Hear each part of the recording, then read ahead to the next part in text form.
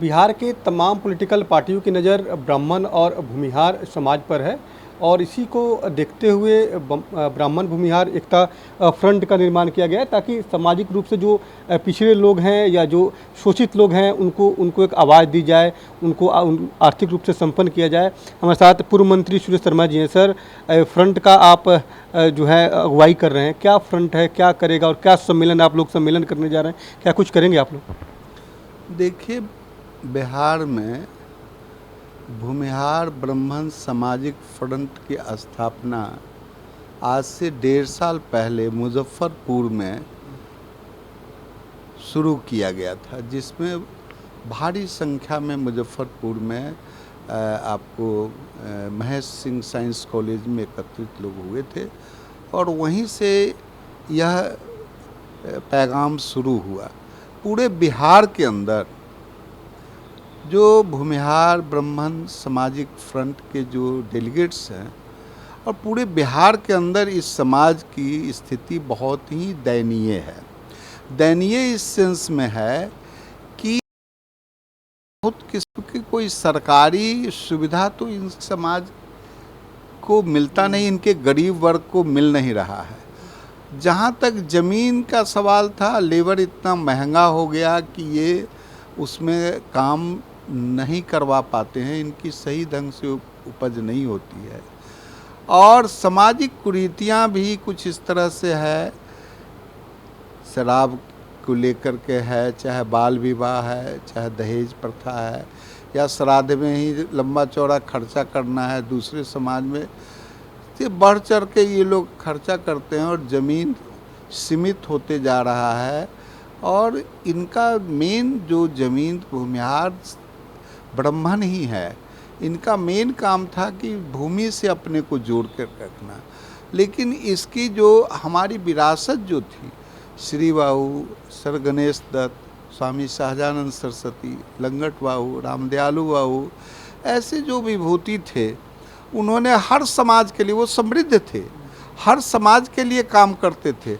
आज यह समाज खुद समृद्ध नहीं है, खुद आर्थिक स्थिति पर ये कमज़ोर है, तो दूसरे समाज को ये क्या मदद कर सकते हैं।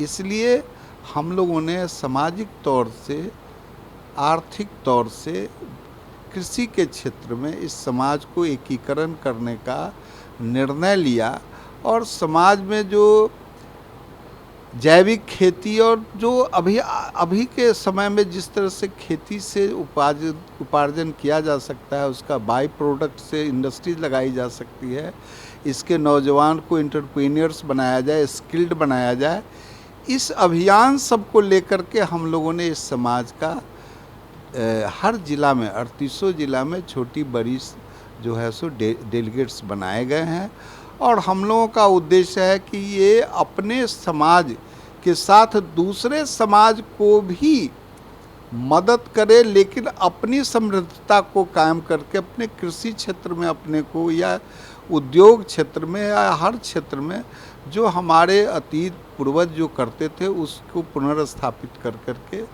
मजबूती हो। लड़कियों की शादी में दहेज प्रथा जो है वह न रहे, समझे न, उस जो लड़के मेधावी हैं उनको स्टाइपेंड दिया जाए, उनको पढ़ाई के लिए कोचिंग का व्यवस्था किया जाए।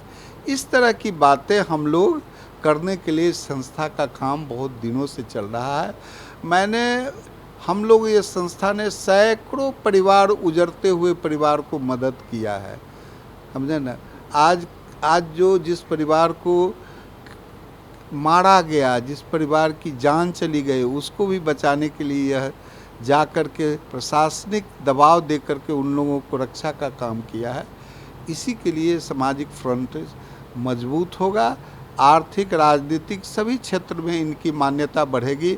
आज इस सामाजिक माने भूमिहार ब्राह्मण को न आर्थिक तौर से भी ये लोग कमज़ोर हो रहे हैं और राजनीतिक तौर में तो कोई पार्टी में इसका राजनीतिक जो वैल्यू था किसी ज़माने में, वो कोई पार्टी इसको कोई मान्यता देने के लिए तैयार नहीं है। समझता है कि ये तो वोटर लोग कहाँ जाएंगे, ये लोग तो हमारे। आपको लगता है सर कि तमाम पॉलिटिकल पार्टी जो है वो बंधुआ मजदूर समझती है इस समाज के वोटर को, क्योंकि लगातार तमाम पॉलिटिकल पार्टी की कोशिश ज़रूर है कि ब्राह्मण भूमिहार का वोट जरूर ले, लेकिन लगता है उनके लिए कुछ काम विशेष रूप से हो नहीं पाता है, आर्थिक रूप से कुछ मदद नहीं हो पाता है, सामाजिक रूप से भी कुछ मदद नहीं हो पाता। बिल्कुल सही कह रहे हैं कि बंधुआ मजदूर की गारंटी है कि ये लोग जाएंगे कहाँ।